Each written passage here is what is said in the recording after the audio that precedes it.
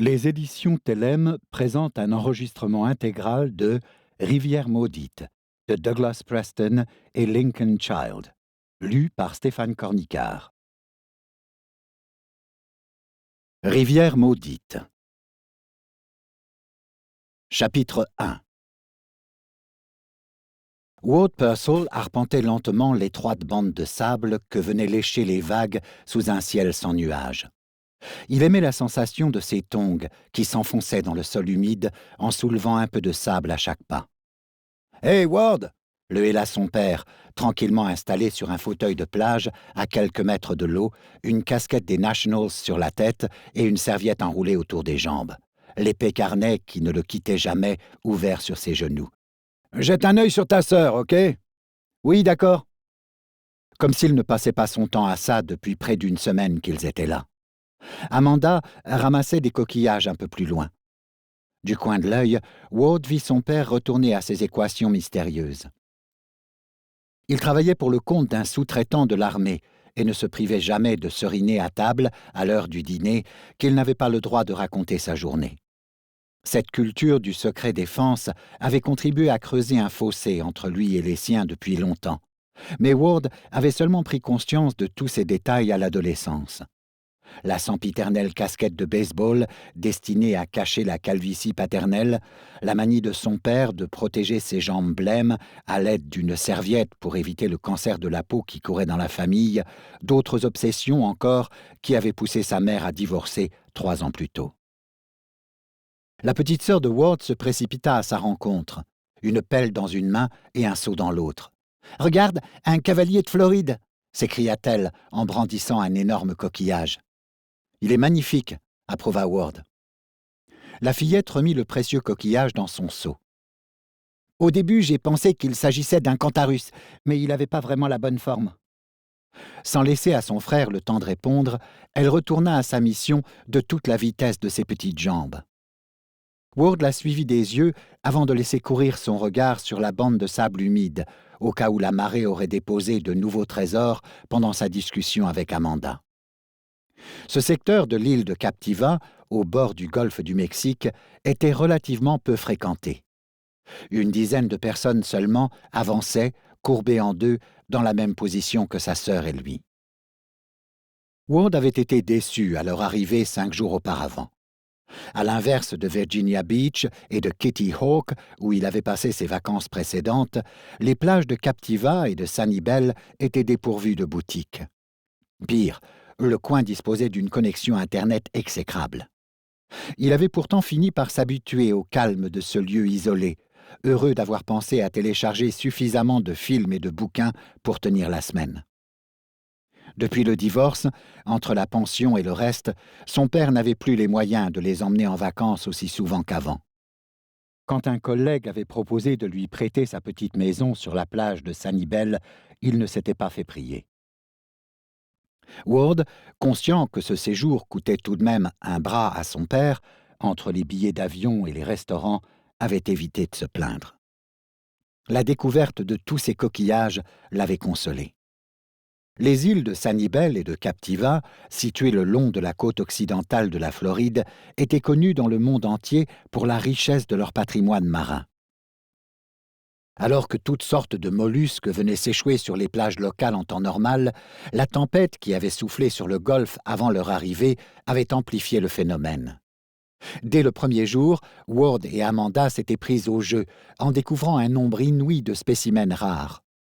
Rien à voir avec les pinces de crabe et autres coquilles Saint-Jacques ébréchées que l'on trouvait sur les plages ordinaires.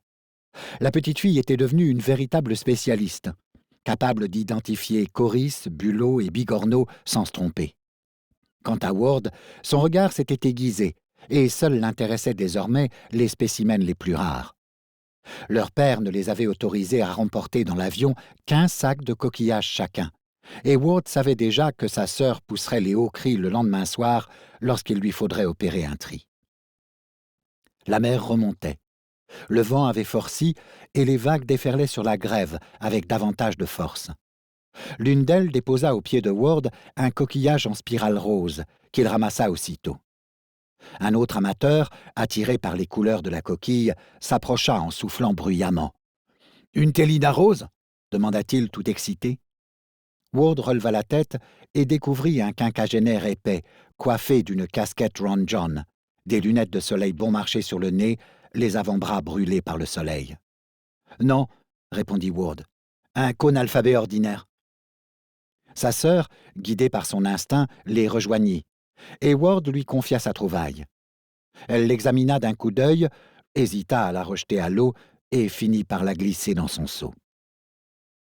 Le touriste à casquette s'éloigna, et Ward poursuivit ses recherches dans le crissement des éclats de coquillages sous ses semelles. Il se souvint soudain que les vacances touchaient à leur fin, qu'il reprendrait bientôt sa vie de lycéen avec les examens et les dossiers d'entrée à l'université qui l'attendaient. Il n'avait pas la moindre envie de finir comme son père, à bosser comme un dingue en peinant à joindre les deux bouts face à la concurrence de collègues plus jeunes et mieux formés. Une autre vague lui lécha les pieds et il examina la moisson de l'océan. Une masse de petites conques et de térébridés. Il en avait ramassé assez pour tenir un siège. La vague suivante se fracassa sur le sable à côté de lui et il releva la tête. La houle se levait et c'était aussi bien. Peut-être aurait-il la chance qu'une autre tempête fasse déferler sur la plage une nouvelle cargaison de coquillages.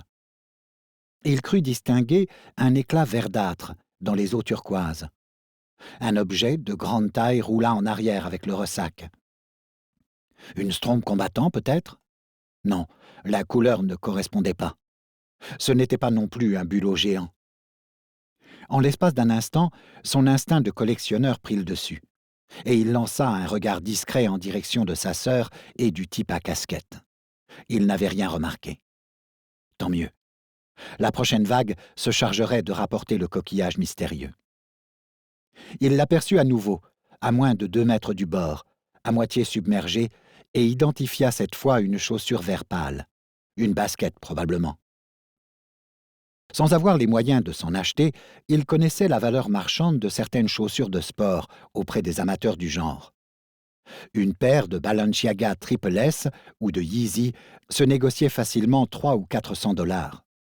Avec beaucoup de chance, trouver un modèle rare du type Air Jordan 11 Blackout pouvait lui rapporter un paquet de fric sur eBay. Le coquillage le plus rare ramassé par Amanda cette semaine-là devait coûter 10 $ tout au plus. Sauf qu'il n'y avait qu'une seule chaussure, d'un vert uniforme, que Ward aurait été bien en peine d'identifier. Il lui suffisait d'attendre qu'elle s'échoue pour en avoir le cœur net.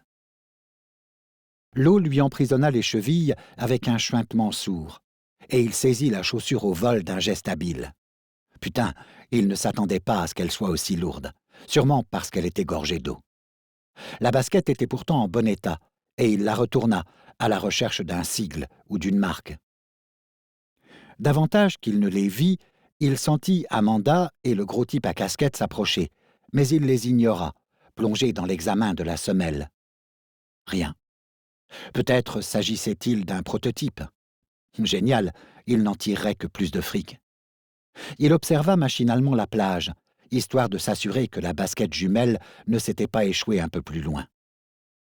Ward sursauta en entendant sa sœur pousser un hurlement. Il pivota sur lui-même, le front barré d'un pli. Elle laissa échapper un cri encore plus strident, hypnotisé par la chaussure qu'il tenait à la main. Intrigué, il la retourna et constata qu'elle contenait une masse informe, de couleur rose saumonée, dont s'échappait une barre blanche à l'extrémité ébréchée. Il se tétanisa. Son esprit refusait de comprendre ce que voyaient ses yeux. Son père, attiré par les cris d'Amanda, accourut à toutes jambes. La voix du type à casquette parvint à Ward comme assourdie, et Amanda émit des cris aigus avant de vomir sur le sable. Ward se débarrassa de la chaussure d'un mouvement brusque et tomba en arrière. Tout en pataugeant dans l'eau, son regard se posa instinctivement sur les vagues qui entraînaient inexorablement vers le rivage plusieurs dizaines de souliers de toile similaires. Chapitre 2. P.B. Perelman gara son Ford Explorer sur le parking de Turner Beach moins de 5 minutes après avoir reçu l'appel radio. Il est vrai que sa maison, située sur Coconut Drive, se trouvait à moins de 2 kilomètres. Il aperçut au loin Robinson et Larue, deux de ses hommes. Le premier tentait d'évacuer la plage en repoussant les touristes vers leur voiture de façon à pouvoir circonscrire la scène à l'aide de rubans jaunes. Un peu plus loin, Larue était en grande conversation avec un petit groupe d'individus. Perelman le vit soudain se jeter au milieu des vagues et récupérer dans l'eau un objet qu'il posa précautionneusement sur le sable. À quoi rimait ce cirque? Le central lui avait parlé d'un incident de plage. À Sanibel et Captiva, l'expression désignait aussi bien une virée nocturne dans un hors-bord piloté par des touristes saouls que les cérémonies d'équinoxe organisées par la colonie nudiste de North Naples. Perelman descendit de l'Explorer, franchit la ligne de dunes et traversa la plage. Il croisa en chemin Robinson, qui escortait jusqu'au parking deux familles munies de sièges pliants, de planches de surf, de serviettes et de glacières. « Feriez bien d'appeler la cavalerie, chef, » murmura-t-il au passage à Perelman. Perelman se dirigea d'un pas vif vers le petit groupe, tandis que Larue continuait d'extraire de l'eau des objets dont il comprit en s'approchant qu'il s'agissait de chaussures de couleur verte. Perelman rejoignit Larue, qui lui montra son étrange trophée sans un mot avant de le poser délicatement sur le sable. Perelman resta sans réaction, hypnotisé par la chaussure dans son écrin de sable. « Bonjour », finit-il par dire en se tournant vers son adjoint. « Ça t'ennuie de me mettre au jus ?» Le policier lui opposa un visage étrangement dénué d'expression. « On patrouillait dans le coin avec Robinson quand on a remarqué un attroupement sur la plage. Je l'ai signalé tout de suite au central, on s'est arrêté et... Je te demande pas de me raconter ta journée, mais de m'expliquer ça, » le coupa Perelman en désignant la chaussure. Larue, perplexe, lui montra par-dessus son épaule les dizaines de souliers semblables, échoués sur la grève. Tous semblaient contenir un pied, et Perelman, d'un coup d'œil interloqué, constata que la mer continuait d'en apporter de nouveaux. Des mouettes commençaient à tourner autour des étranges épaves en piaillant. Perelman comprit pourquoi ces hommes, sous l'effet de la surprise, s'étaient contentés de passer un appel au central sans fournir de détails. Cette vision de cauchemar était tout simplement ahurissante. Il ferma les yeux, prit une longue respiration, puis désigna le petit groupe rassemblé au pied des dunes. « Ce sont eux qui ont trouvé le premier pied ?» Larue hocha la tête. Perelman jeta autour de lui un regard circulaire. Eu égard aux circonstances, Larue avait eu raison de remonter sur le sable sec les pieds mutilés apportés par la marée. « Tu as pu recueillir leurs témoignages ?» « Ils n'avaient quasiment rien à dire à part décrire le spectacle que vous venez de découvrir. »« Bon boulot, » réagit Perelman. « En attendant la suite, continue de récupérer tous les pieds échoués, mais n'oublie pas qu'il s'agit de restes humains. » Tandis que Larue retournait au milieu des vagues, son chef sortit sa radio. « Allô, le central? Ici Perelman. »« Ici le central, je vous écoute, Pibi. » Il reconnut la voix aigre de Priscilla. Qui d'autre aurait osé l'appeler par ses initiales? Il n'avait jamais avoué à personne à quoi elle correspondait, et Priscilla ne manquait jamais une occasion de le chambrer à ce sujet. Au fil des ans, elle l'avait affublé d'une longue liste de surnoms fantaisistes. Pauvre branquignol, pénis bourgeonnant, pain beurré, sans jamais approcher de la vérité. Il se racla la gorge. « Priscilla, je mets le service en alerte rouge. Ordre à toutes les unités de venir à Turner Beach en 4e vitesse. »« Bien, chef, » fit Priscilla avec gravité. « Mettez-moi les 2 lieutenants de permanence et tous les sergents en alerte maximale, au cas où il faudrait imposer un couvre-feu. Et ils connaissent la musique. Dites-leur d'opérer discrètement, inutile de paniquer les touristes. J'ordonne la fermeture jusqu'à nouvel ordre de toute la côte ouest de Captiva. Dites-leur de procéder aux préparatifs nécessaires en cas d'évacuation de l'île. Sans oublier d'alerter la mer, si elle n'est pas déjà au courant. »« Oui, chef. » Le temps que Perelman transmette ses instructions, Larue avait repêché une demi-douzaine de chaussures supplémentaires. À vue de nez, Perelman en comptait déjà plus d'une vingtaine. Mais chaque vague en apportait de nouvelles, au point que l'adjoint était obligé de chasser les mouettes qui tentaient de les emporter dans leur bec. Robinson, après avoir chassé les derniers baigneurs et autres collectionneurs de coquillages, fermait tous les accès à la plage avec du ruban jaune. Établissez un barrage à l'entrée du viaduc de Sanibel et un autre au niveau du pont de Blind Pass. Ne laissez passer que les résidents de Captiva et les occupants de locations de vacances. Prévenez immédiatement le médecin légiste du district 21 en lui précisant de prendre de quoi récupérer de nombreux restes humains. « Oui, chef », répéta Priscilla. « Alertez le commandant des gardes-côtes de Fort Myers en lui demandant d'envoyer un bateau d'urgence. Il me semble que le Pompano mouille actuellement à Station Cortez. Notifiez à la régulation aérienne d'interdire le survol de Captiva à tous les appareils privés. Pas question de laisser passer les hélicos de la presse. Vous avez bien tout noté ?» Perelman reconnut à l'autre bout du fil le crissement caractéristique d'un stylo sur le papier. « Oui. Bien. Une fois les barrages établis, demandez à tous les hommes disponibles de me rejoindre à Blind Pass. Terminé. » Il raccrocha sa radio et lança un coup d'œil en direction de Larue, qui volait d'une chaussure à l'autre en moulinant des bras afin d'éloigner les mouettes. Il ne tarderait pas à être débordé. Tout en ayant conscience que le contrôle de la situation était primordial, Perelman ne put s'empêcher de trouver la situation surréaliste. Pas moins de 25 souliers en toile, contenant chacun un pied, s'étaient échoués sur sa plage. Et tout indiquait que la marée en apportait d'autres. Le mieux aurait été de les empiler, mais il était essentiel d'y toucher le moins possible en attendant les équipes de l'identité judiciaire. Il tira de sa poche l'appareil photo du service et mitrailla la scène.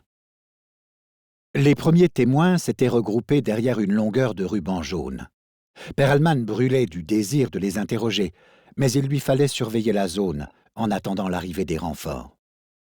Les mouettes, toujours plus nombreuses, faisaient un vacarme assourdissant. L'une d'elles se posa à côté de l'une des chaussures vertes. « Henri, n'hésite pas à tirer sur ces bestioles. »« Comment ? Tire sur les mouettes. Il y en a bien trop, jamais. Contente-toi de les effrayer. » Larue sortit le Glock de son étui et fit feu en direction de la mer. Un nuage de mouettes s'éleva dans le ciel. D'autres chaussures continuaient de s'échouer sur le sable et Perelman comprit qu'il allait devoir fermer la plage sur toute sa longueur.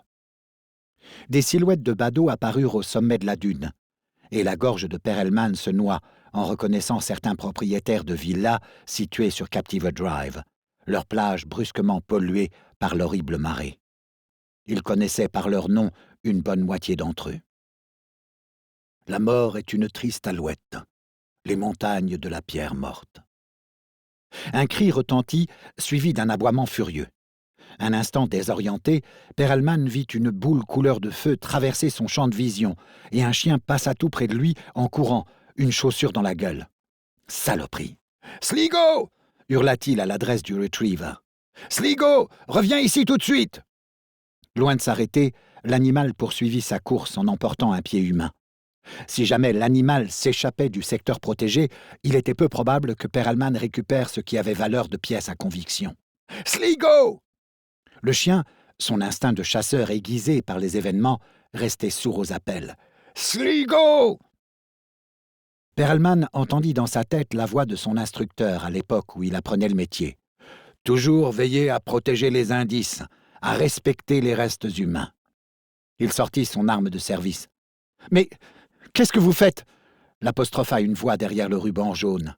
« Non, pas ça !» hurla quelqu'un d'autre. Perelman visa, retint son souffle et appuya sur la détente, juste avant que le chien ne disparaisse au milieu des broussailles. L'animal roula sur lui-même sans un cri et atterrit sur le dos, en lâchant sa proie. Le temps donna l'impression de s'arrêter, et un grondement sourd s'éleva de la foule massée sur les dunes. « Mon Dieu !» octa un badaud. « Il a abattu le chien !» Perelman rengaina son arme. « Putain de merde !»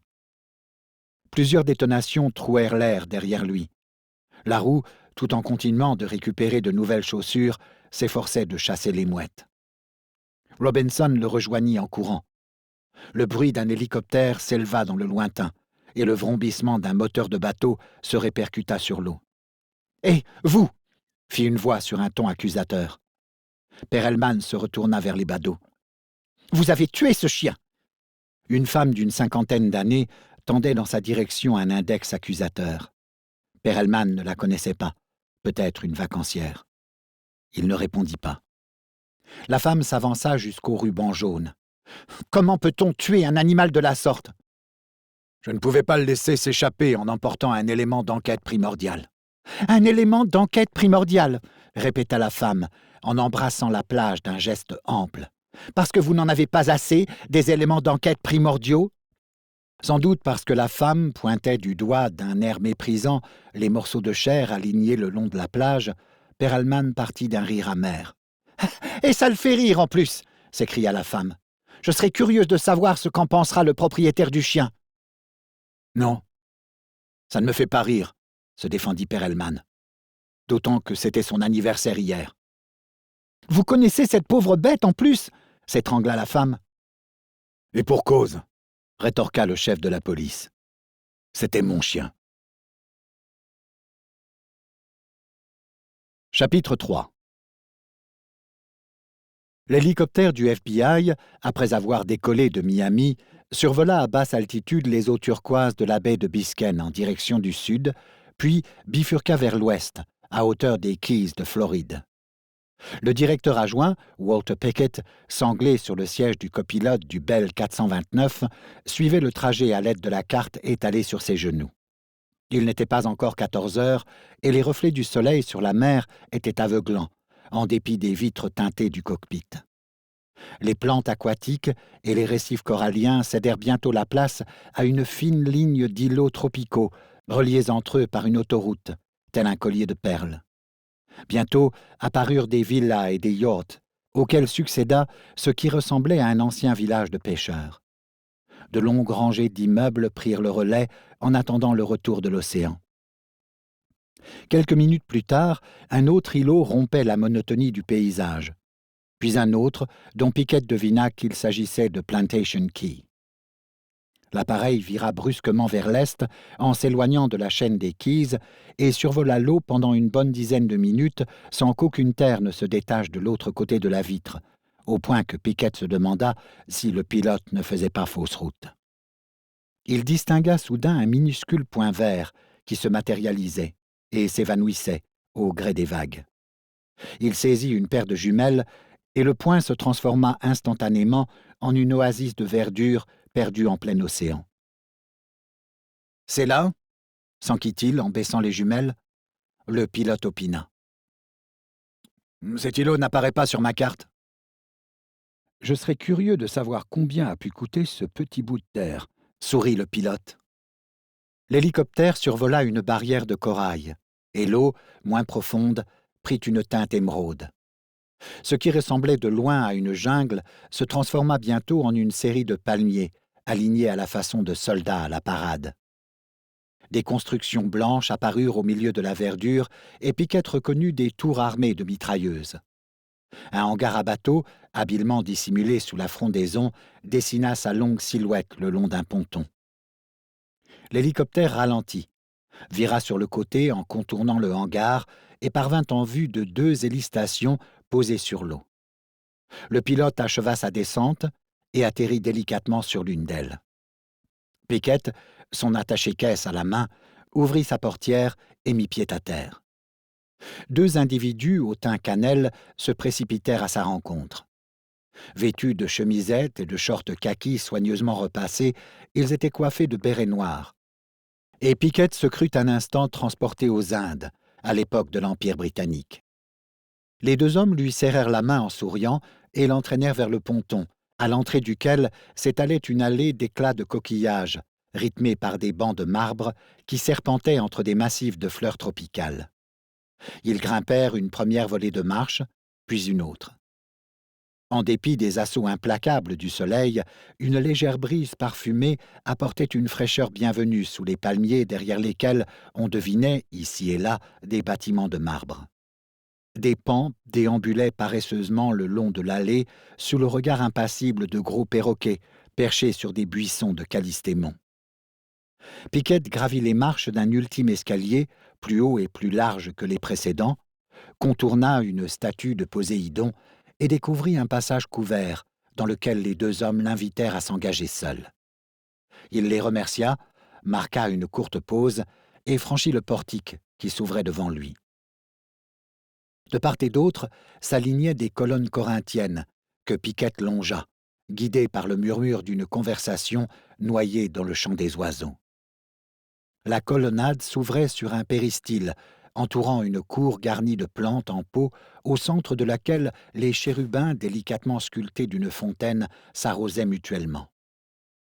Plusieurs sièges étaient disposés à l'ombre d'une treille.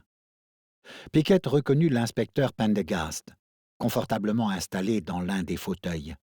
Il portait un costume de lin blanc, similaire à celui que lui avait vu Piquette lors de leur rencontre à l'hôtel Fontainebleau de Miami Beach, un mois plus tôt.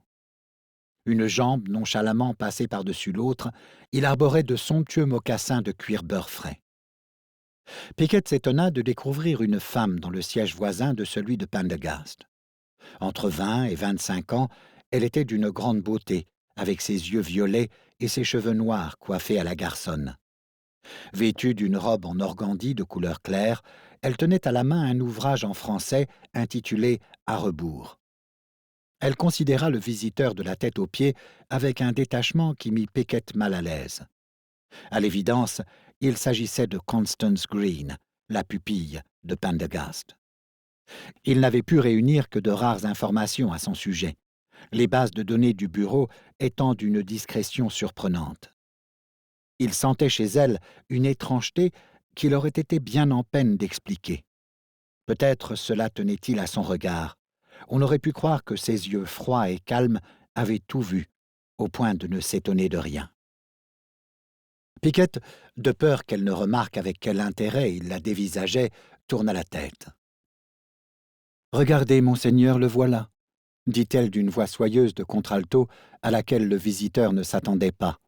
« Ange et ministre de grâce, défendez-nous », murmura Pendergast en retour, citant Hamlet, acte 1, scène 4.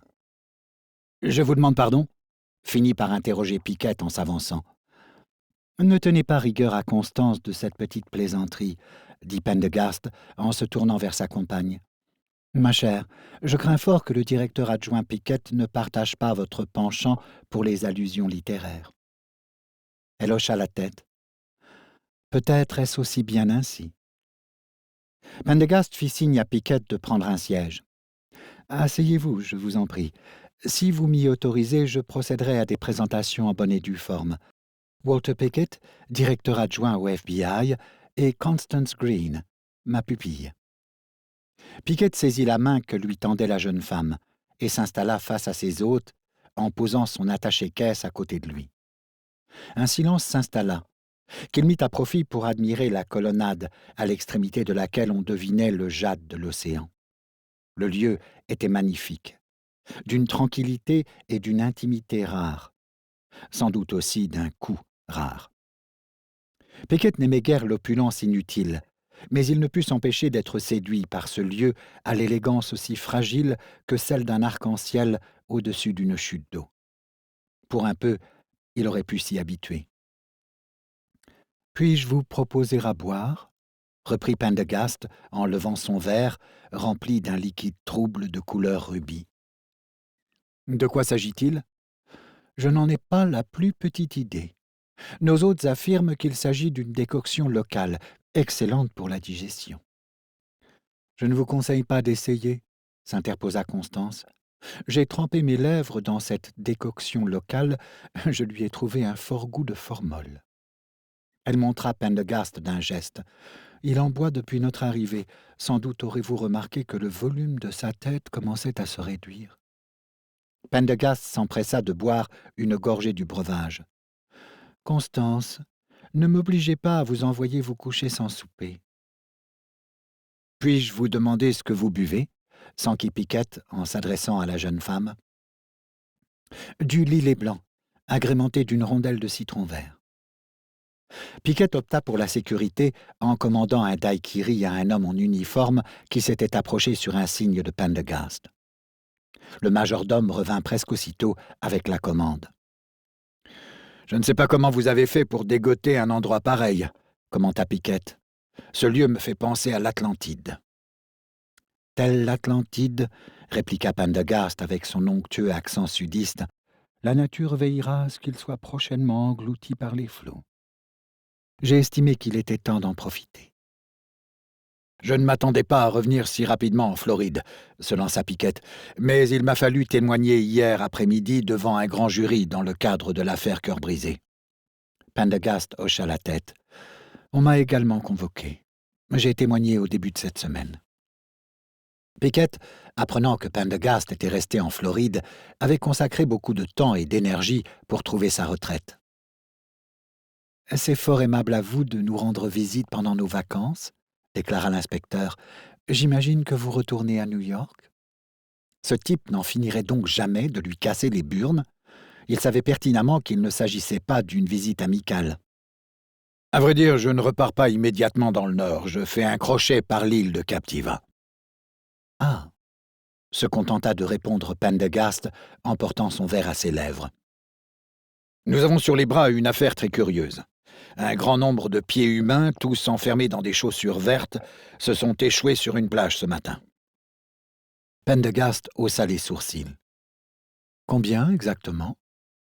La marée continue d'en déverser sur la grève. Aux dernières nouvelles, on en dénombrait plus de 40. Comme Pendergast et Constance ne disaient rien, Pickett ouvrit son attaché-caisse. Tout en se sentant gêné de confier des informations aussi confidentielles à Pendergast en présence de la jeune femme, il avait cru comprendre que Mademoiselle Green était autant l'assistante de l'inspecteur que sa pupille. De toute façon, il n'avait pas le choix. Exiger qu'elle s'éloigne aurait froissé Pendergast. « Nul ne sait d'où proviennent ces pieds ni à qui ils appartiennent, » poursuivit Pickett, qui sortit des photos de sa mallette et les tendit à Pendergast. Le FBI participe à l'enquête aux côtés des gardes-côtes et de la police locale, avec lesquels nous avons monté une force opérationnelle. A-t-on noté des points communs entre les individus concernés, s'enquit Pendergast en feuilletant les photos? L'âge, le sexe, l'origine ethnique? Il est trop tôt pour le savoir. Les enquêteurs viennent d'arriver sur la scène de crime et les restes humains ont été confiés au bureau du médecin légiste de Fort Myers. Nous en saurons davantage dans les heures à venir. Constance Green se redressa sur son siège. « Vous parlez de scène de crime. Comment pouvez-vous savoir qu'il s'agit de crime ?» Pickett hésita. La question était complètement idiote, ou alors très avisée. De quoi pouvait-il être question, sinon d'un massacre? Les pieds témoignent de blessures traumatiques. Chair déchirée, os grossièrement déchiquetés, ce n'est pas le résultat d'un simple accident. Vous dites n'avoir retrouvé que des pieds, aucune autre partie du corps? Aucune. Il nous reste à découvrir les cadavres correspondants. Vous parlez de cadavres. Comment savoir si ces gens sont bien morts? Pickett médita la question. Nous n'en savons rien. Je le disais, nous sommes en présence d'une affaire unique. Je vous le concède. Merci, Monsieur Pickett. Constance reprit sa position initiale au fond du fauteuil, tel un avocat ayant fini d'interroger un témoin. Pendergast lui tendit les photos et Pickett grimaça intérieurement. « Fascinant, » commenta Pendergast en vidant son verre. « J'imagine que vous n'avez pas fait tant de chemin à seule fin d'échanger des aménités ?»« En effet, » répondit Pickett, qui commençait à retrouver ses marques dans ce cadre inhabituel. « Cela dit, je n'ai pas fait un grand détour puisque je me rends tout à l'heure à Captiva. Je vous demande de m'accompagner. » « Je vois, » réagit Pendergast après un moment de silence.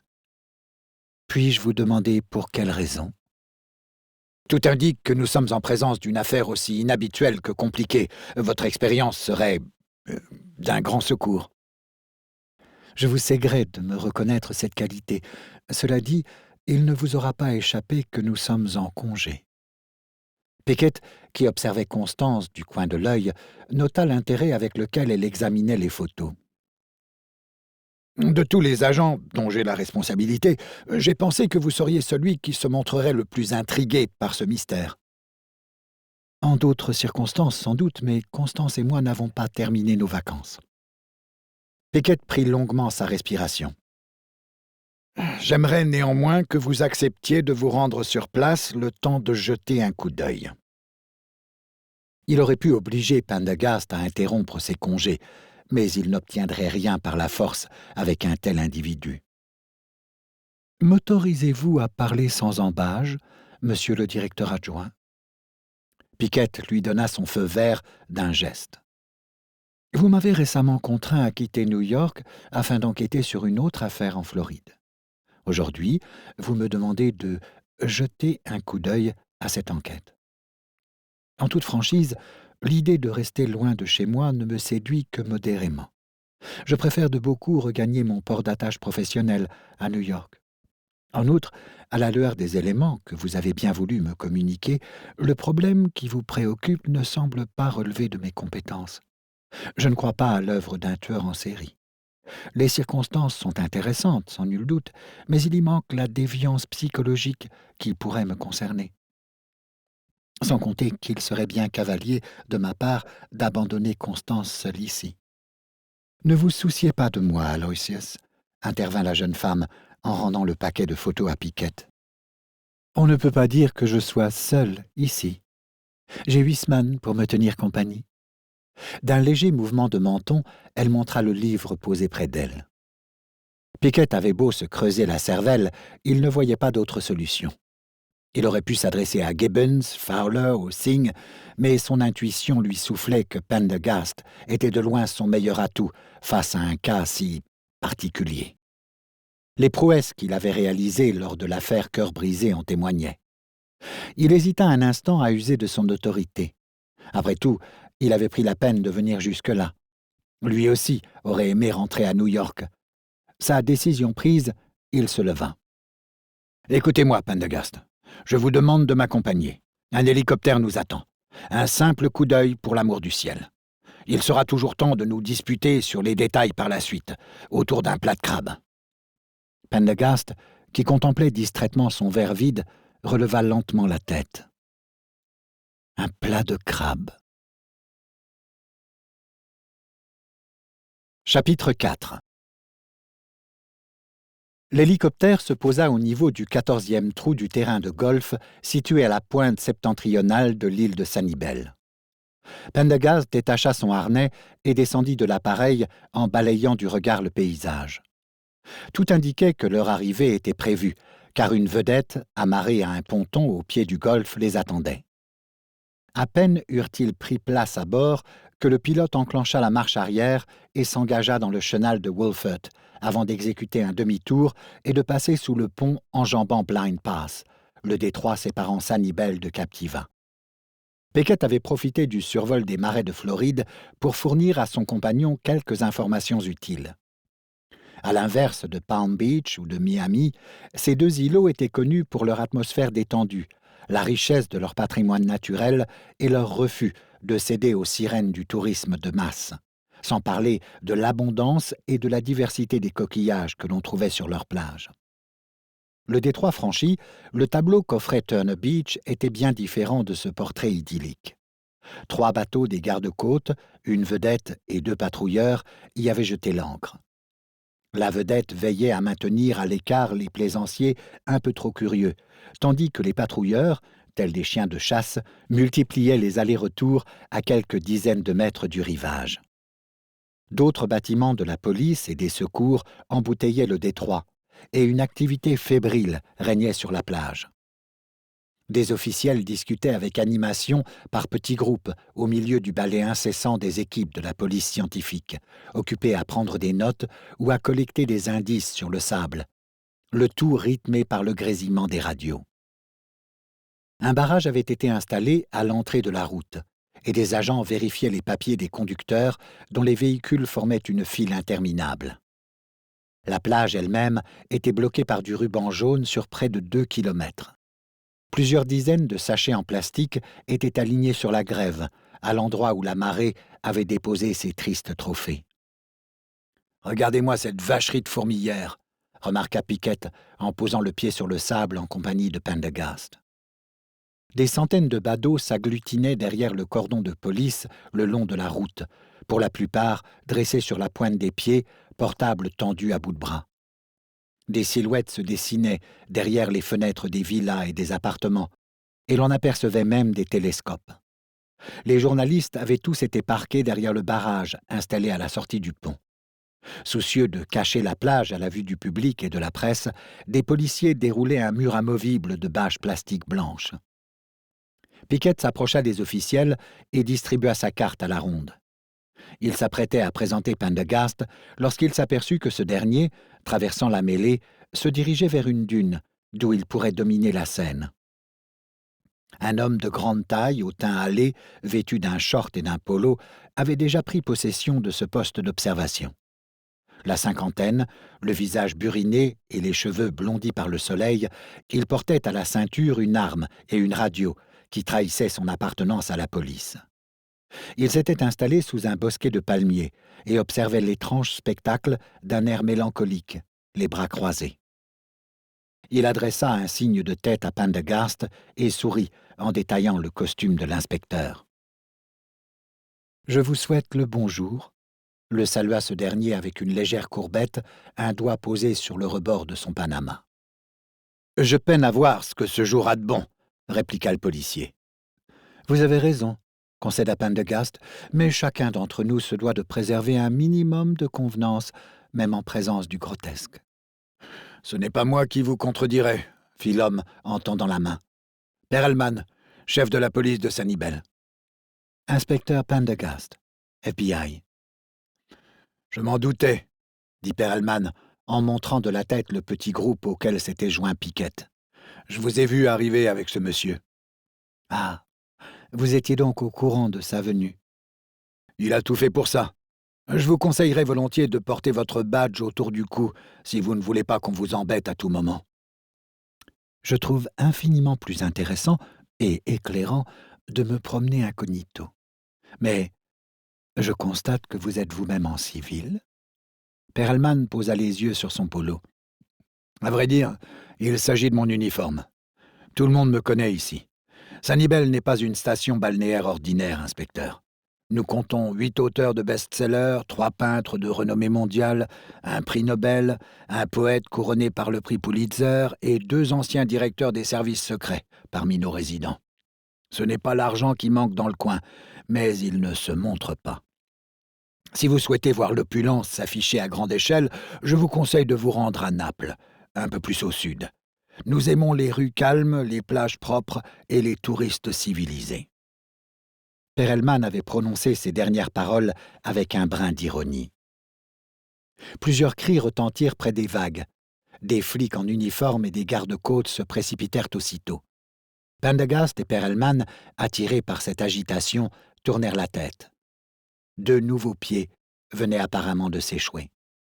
« Nous en sommes à 57, » remarqua Perelman. « A-t-on pu remarquer une certaine régularité dans le rythme de leur arrivée ?» demanda Pendergast. Le chef de la police secoua la tête. « La plupart sont venus en 2 vagues successives. Mais vous voyez que la récolte n'est pas terminée. La mer ne nous avait pas livré de nouveaux cadeaux depuis près d'1 heure. Peut-être s'agit-il d'une 3e vague. » La zone d'échouage se limite-t-elle à cette île ? Perelman acquiesça. « Jusqu'à présent. » N'est-ce pas surprenant ? Pas vraiment. Les épaves charriées par la marée ont tendance à rester groupées. Ces 2 îles jouissent d'une situation géographique unique par rapport au courant océanique, ce qui explique la profusion de coquillages sur nos plages. La radio de Perelman grésilla.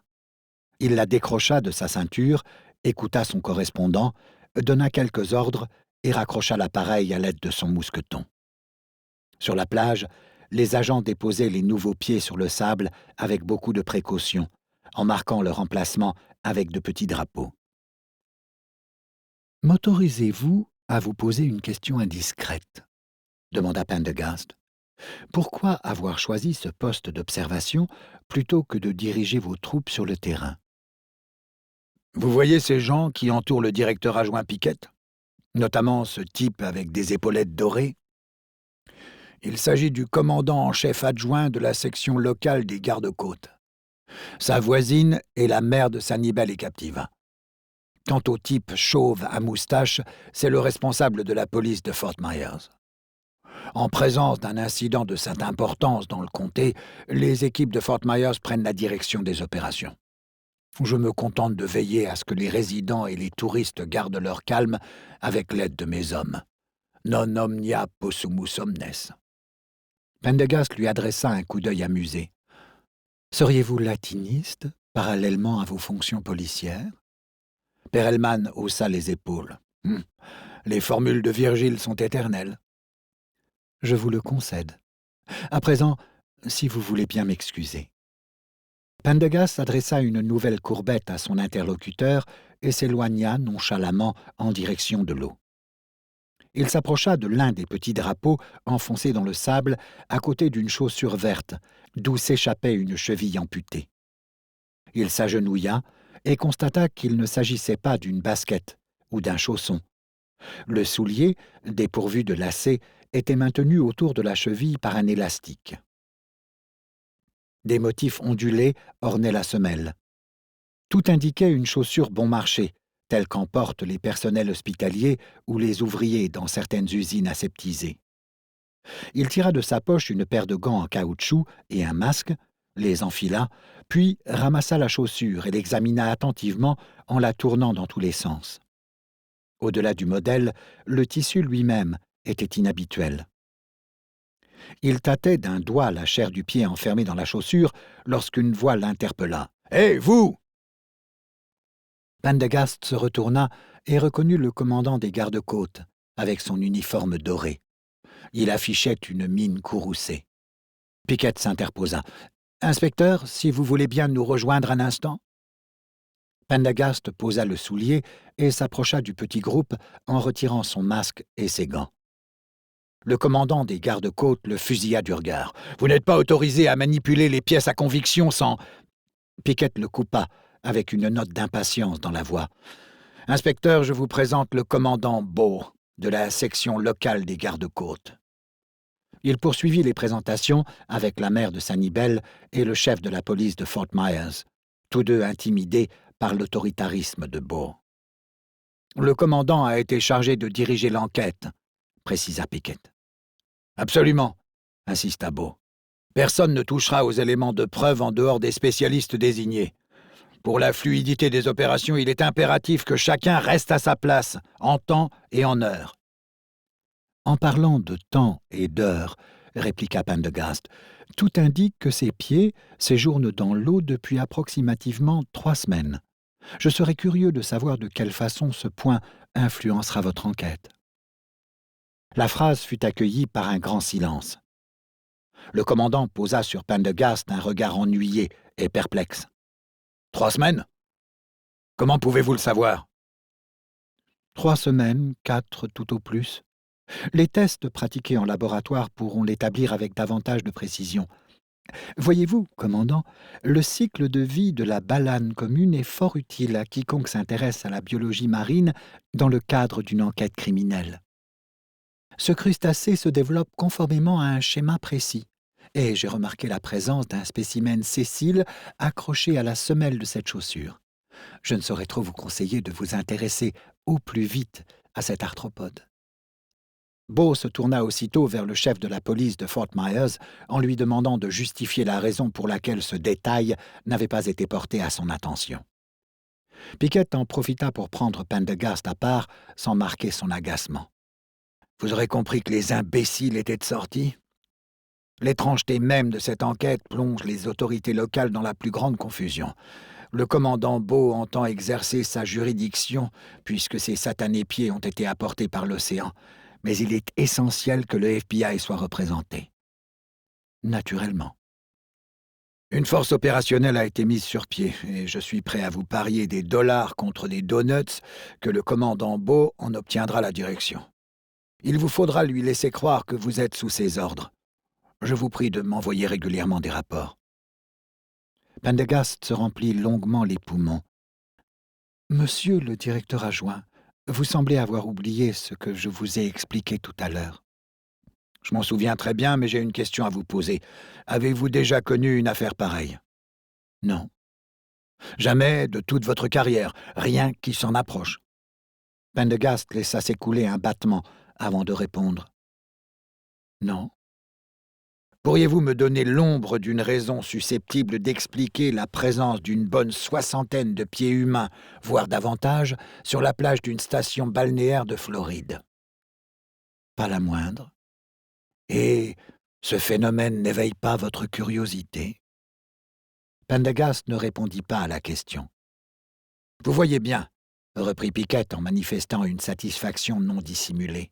C'est précisément la raison pour laquelle vous devez prendre en main cette enquête. Parce que ce mystère dépasse tout ce que vous avez déjà connu. Vous avez besoin de comprendre. Je ne prise pas particulièrement les bateaux, ni même l'océan. Je vous conseille d'acheter de la dramamine, dit Pickett. Je me disais également que vous auriez besoin d'aide. Je pensais vous adjoindre un coéquipier. Pendergast se tétanisa en face de son supérieur. Vous serez intéressé d'apprendre que l'inspecteur Cold Moon se trouve dans la région. Il a posé sa candidature à un poste dans le Colorado, mais le temps que sa demande soit acceptée, ce qui ne manquera pas d'être le cas, il est à la disposition du service pendant quelques semaines. Pickett chassa nonchalamment des grains de sable collés à la manche de sa veste. N'oublions pas les prouesses que vous avez réalisées ensemble. Pendergast veilla à ne pas se départir de son calme. Je me suis montré particulièrement arrangeant à l'endroit de l'inspecteur Coldmoon. Suggéreriez-vous que j'aurais été incapable de résoudre l'affaire cœur brisé tout seul? Pickett lui répondit par un long silence. La situation est très différente dans le cas présent, finit-il par se justifier, et tout aussi déroutante.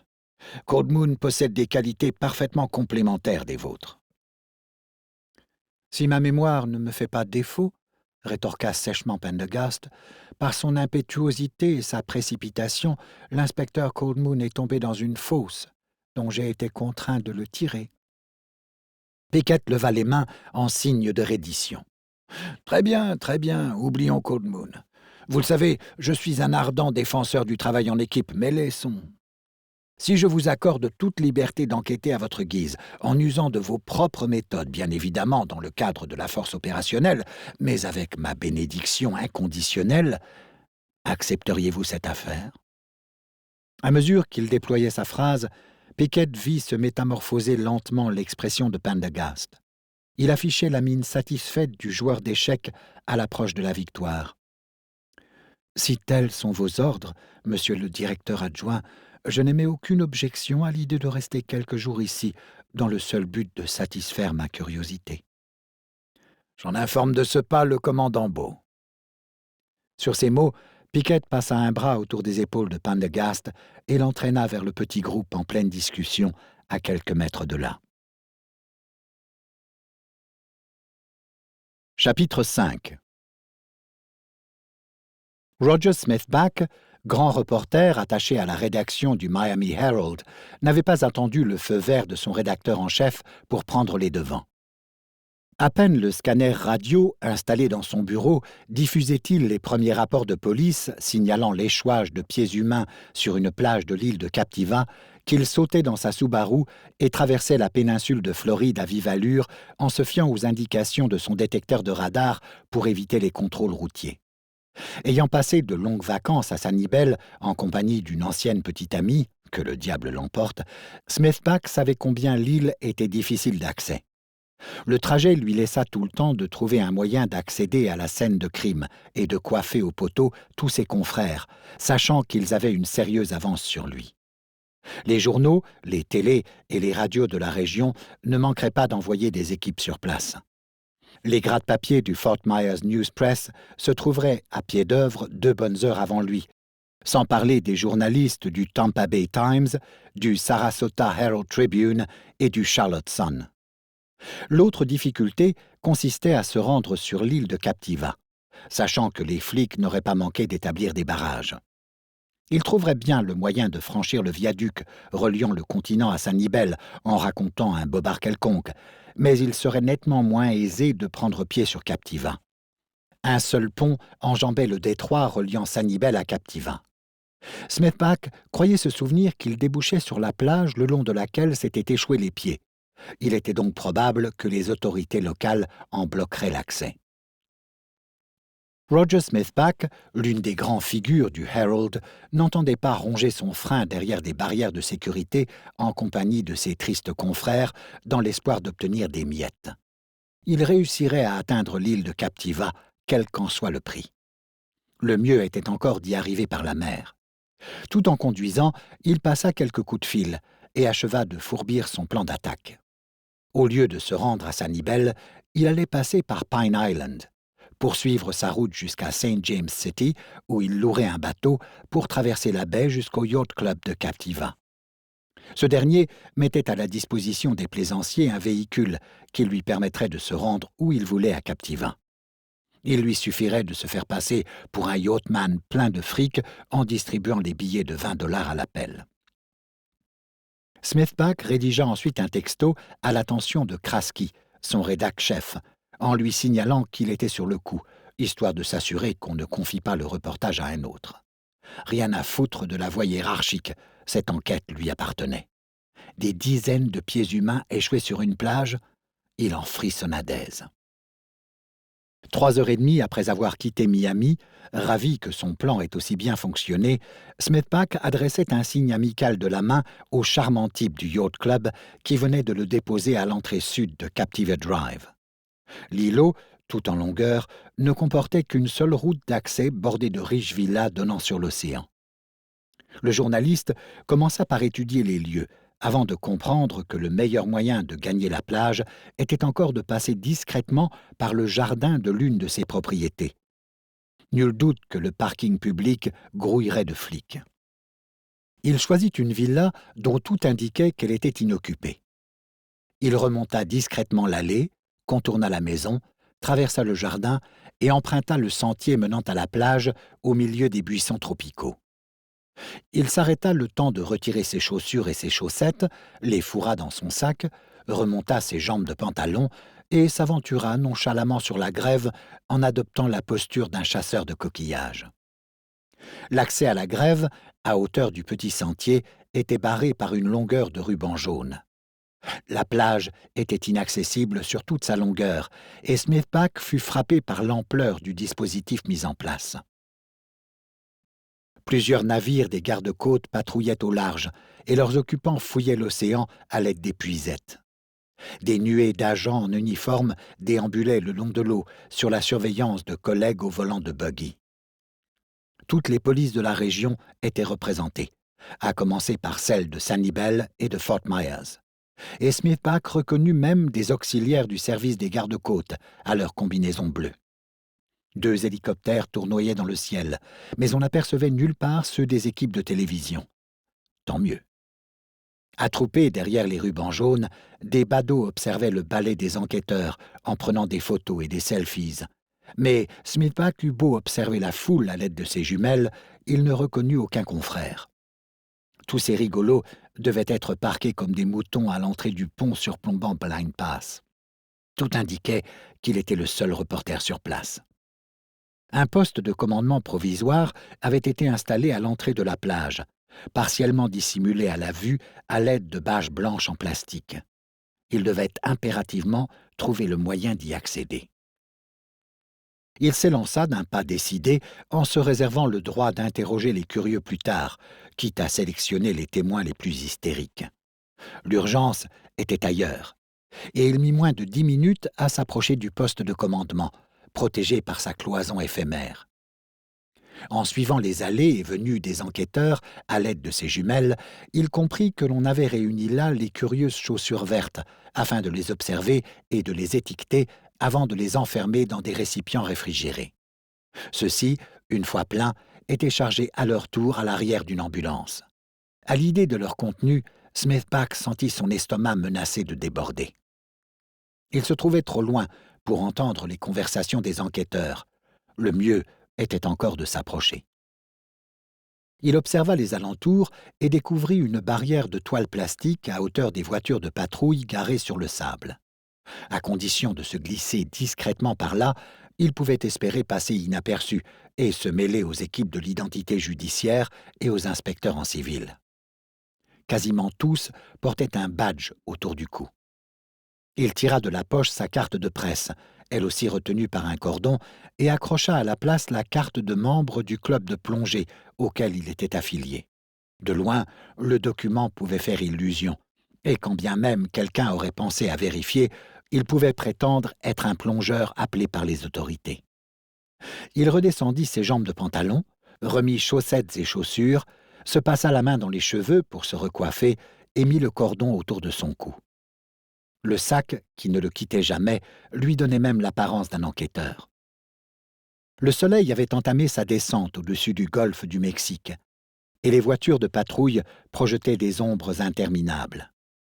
Il se faufila entre deux véhicules, afin de ne pas être vu, sortit un canif de sa poche, découpa un trou dans le plastique et franchit l'obstacle sans que personne ne remarque son manège.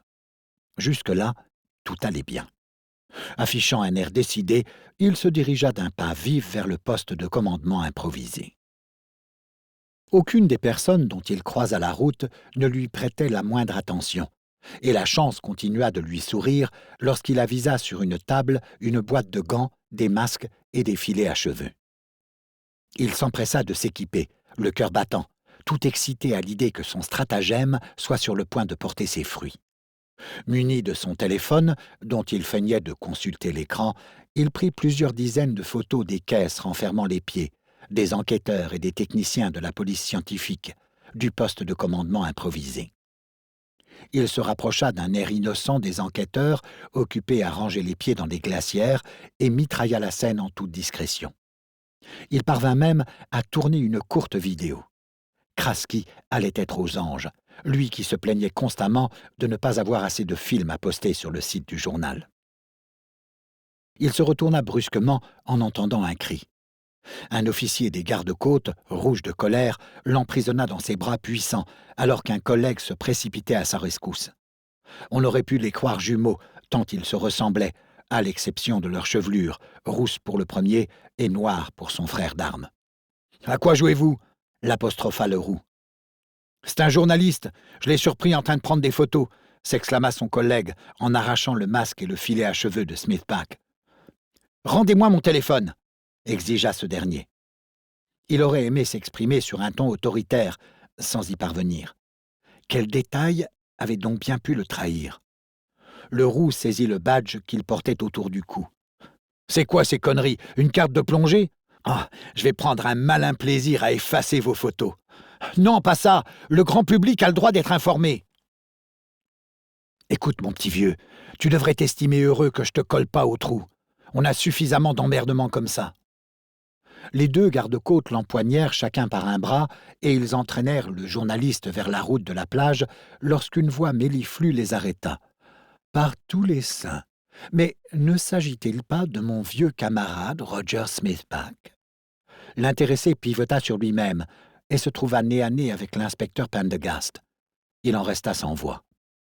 Les deux gardes-côtes relâchèrent machinalement leur étreinte, sans savoir quelle attitude adopter. « Ne le laissez pas échapper, messieurs », leur recommanda Pendergast en exhibant son badge. « Ce n'est pas la première fois que j'ai affaire à cet individu. Il est aussi fuyant qu'une anguille. » On l'a surpris en train de prendre des photos de tout, même des pieds. « Quelle honte !» déclara Pendergast en tendant la main afin qu'on lui remette le téléphone. « Si cela ne vous ennuie pas, je vais effacer ces clichés. » « Avec plaisir. » Pendergast s'empara du smartphone dont il fit défiler les photos d'un air amusé. « Je constate que vous avez de multiples talents, monsieur Smith-Pack. Vous maîtrisez à merveille la profondeur de champ. Quel dommage que vous ne puissiez pas conserver ces instantanés. » Smith-Pack voulut plaider sa cause. « Je vous en supplie, inspecteur, au nom de notre vieille amitié. » « Je ne vois pas à quelle amitié vous faites allusion. Quoi qu'il en soit, je suis au regret de vous informer que vous avez pénétré illégalement sur une scène de crime, et nous allons devoir vous en chasser, après avoir détruit ces photographies, évidemment. Je faisais mon boulot, rien de plus. Tout comme nous faisons le nôtre. » L'inspecteur procéda à l'effacement des photos sous le regard approbateur des gardes-côtes. « Moi qui croyais que nous étions amis, gémit Smith-Pack. Ne faites pas ça. » « C'est fait, » rétorqua Pendergast en brandissant le portable. Ces messieurs vous rendront votre téléphone lorsque vous aurez franchi les barrières en toute sécurité. Saloperie, pensa Smithbag. Mais peut-être était-il encore temps de se rattraper en obtenant une déclaration officielle de son interlocuteur. « Inspecteur, dites-moi au moins de quoi il retourne. Comment la police explique-t-elle les événements ?» Pendergast adressa un geste au garde-côte. « Raccompagnez-le jusqu'à la sortie. » Les deux hommes empoignèrent brutalement le journaliste et l'entraînèrent vers les barrières. Pendergast dans leur sillage. « Vous avez une hypothèse? Une petite déclaration me suffirait. » Pendergast ne daigna pas répondre. « Combien avez-vous découvert de pieds? Pour l'amour du ciel, Pendergast, donnez-moi un nombre. » Pas de réponse. Il venait d'atteindre l'entrée de la plage. Pendergast souleva le ruban jaune et les gardes-côtes poussèrent Smithbag de l'autre côté sans ménagement. Il se retourna et Pendergast lui rendit son téléphone. « La prochaine fois, » l'avertit Leroux en lui enfonçant le doigt dans le sternum, « on te coffre. C'est compris ?» L'instant d'après, les trois hommes s'éloignaient sans un regard pour Smithbag qui jura entre ses dents. Dépité, il fit machinalement défiler les photos de son téléphone et constata que les dernières avaient été effacées. À sa grande surprise, il vit alors s'afficher un message sur son application de notes. « Allez dans la poubelle. Ça va pour cette fois. » Il s'exécuta d'une main fébrile et découvrit dans la poubelle une sélection de photos limitées mais savamment choisies. Chapitre 6. « On se croirait à la criée aux poissons, » grommela l'un des assistants en déballant les pieds contenus dans l'une des glacières que venait de déposer l'ambulance. Il disposa les reliques sur une civière où des collègues s'employèrent à les répertorier et les photographier à la chaîne. La remarque n'avait pas échappé à Moira Crossley, médecin légiste en chef du district 21. Elle croyait avoir tout vu, ou presque, au cours de sa carrière. Ce n'était pas la première fois qu'elle se trouvait en présence de restes humains apportés par la marée, mais cette histoire tenait le pompon. Plus d'une 60aine de pieds, ce qui représentait une bonne 30aine de crimes, à condition qu'ils aillent par paire. Auquel cas, il s'agirait de l'un des massacres les pires de l'histoire de la Floride. Toutefois, rien ne prouvait que les propriétaires des pieds concernés étaient morts. Comment expliquer un tel mystère? Cela dépassait l'entendement. Le laboratoire de Crossley, habituellement calme, ressemblait à une ruche. Son assistant n'avait pas tort, il flottait dans l'air une forte odeur de poissons avariés. Des traînées d'eau de mer s'écoulaient sur le sol en direction des grilles d'évacuation, dans lesquelles on distinguait des crevettes et autres bestioles que la manipulation des pieds avait dérangées dans leur festin. Une autre ambulance venait d'arriver, qui apportait 2 nouvelles glacières. Le total des pieds chaussés de souliers verts se montait désormais à plus de 90. Seigneur Jésus! Crossley avait fait appel à toutes ses équipes afin de gérer la masse des restes à examiner. Il y avait là 4 techniciens et 2 assistants. P.B. Perlman, le chef de la police de Sanibel, était arrivé en même temps que les derniers récipients, en compagnie de 2 adjoints. La brigade criminelle de Fort Myers était également sur le coup, ainsi que plusieurs gardes-côtes en uniforme qui se demandaient visiblement ce qu'ils fichaient là, à en juger par leur besoin de paraître occupés alors qu'ils restaient les bras ballants. L'un des enquêteurs se démarquait toutefois du reste de la troupe. Un homme svelte, au teint d'albâtre, vêtu d'un costume de lin blanc, d'une chemise blanche sans un faux pli et d'une cravate sombre. Il se tenait à l'écart, aussi immobile qu'une statue grecque, mais rien n'échappait à ses yeux argentés, perdus au milieu d'un visage aux traits d'une grande finesse. Crossley se tourna vers Paul Rameau, son assistant. « Rien ne vaut l'instant présent, » déclara-t-elle. « De quoi parlez-vous » s'enquit-il d'un air perplexe. Rameau était un gros nounours à la barbe fournie, dont la silhouette géante de Viking débordait généreusement de sa blouse. C'était un garçon travailleur, tout disposé à rendre service, mais elle devait bien reconnaître qu'il ne brillait pas par sa finesse. « Attrapez-moi un de ces machins et déposez-le sur la table numéro 1 pour qu'on procède à sa dissection. »« Tout de suite ?»« Non, dans 15 jours. Ah, ok, désolé. Rameau saisit un pied d'un air dégoûté, le déposa dans une cuvette qu'il porta jusqu'à la table de dissection où Crossley s'en empara. Le géant en profita pour tester la caméra vidéo. Mes instruments. Rameau approcha une table roulante et la légiste préleva une pince à épiler, après avoir enfilé un masque. « Je vous demande pardon », s'éleva dans son dos une voix aussi caressante que du satin. Elle se retourna et découvrit l'étrange personnage en costume blanc. « Oui. J'aimerais pouvoir observer, si cela vous était possible. » Crossley n'avait aucune idée de ce qu'il fabriquait là. Il n'avait pas l'air d'un flic ni d'un médecin. « Qui êtes-vous » demanda-t-elle. L'inconnu glissa une main à l'intérieur de sa veste. Il en tira un portefeuille en cuir qu'il déplia, révélant un badge bleu et or accompagné d'une carte professionnelle. « Ah, le FBI », nota Crossley. À l'évidence, il s'agissait d'un ponte quelconque, à en juger par son autorité naturelle. « Je suis l'inspecteur Pendergast », se présenta-t-il avec un léger hochement de tête. Il s'exprimait avec un accent sudiste bien particulier. Pour y avoir grandi, la légiste reconnut immédiatement l'intonation précieuse des familles patriciennes de la Nouvelle-Orléans. Pendergast. Ce nom lui était vaguement familier, mais avec une connotation déplaisante. « Médecin légiste en chef Maura Crossley ?» répondit-elle sèchement. « Libre à vous de me regarder opérer, mais je vous prie d'enfiler la tenue réglementaire et de ne pas me déranger. » Bien évidemment. Elle reporta son attention sur le pied posé devant elle, commença par le décrire pour la vidéo, puis passa à un examen superficiel. La vue de l'extrémité osseuse lui confirma une amputation particulièrement sommaire, exécutée à l'aide d'un outil tranchant mal affûté qui avait entaillé l'os grossièrement. La personne qui avait procédé à l'opération s'y était reprise à 6 fois, à en juger par les traces visibles sur le tibia et le péroné 5 cm au-dessus de la cheville. L'eau salée s'était chargée de dégager les chairs autour des os, mais celle qui se trouvait à l'intérieur de la chaussure avait enflé au point de s'échapper de la toile verte, en révélant la présence de nombreuses créatures marines, des vers, des amphipodes, des cypris, des poux de mer. La chair du pied, partiellement mangée, laissait apparaître des cavités abritant de plus gros prédateurs. « Paul, apportez-moi un flacon d'éthanol. » L'assistant s'exécuta et la légiste s'employa à dégager le plus grand nombre possible de spécimens à l'aide de la pince. « Puis-je poser une question ?» fit la voix suave derrière elle. Crossley sentit naître en elle une pointe d'agacement. « Oui. Dans quelle direction précise les coups ont-ils été portés ?»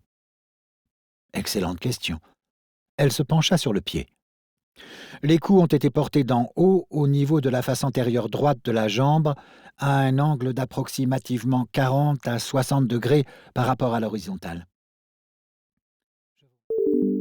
Nous espérons que vous avez apprécié cet aperçu. Pour continuer à écouter ce livre audio sur Google Play Livres, utilisez le lien dans la description de la vidéo.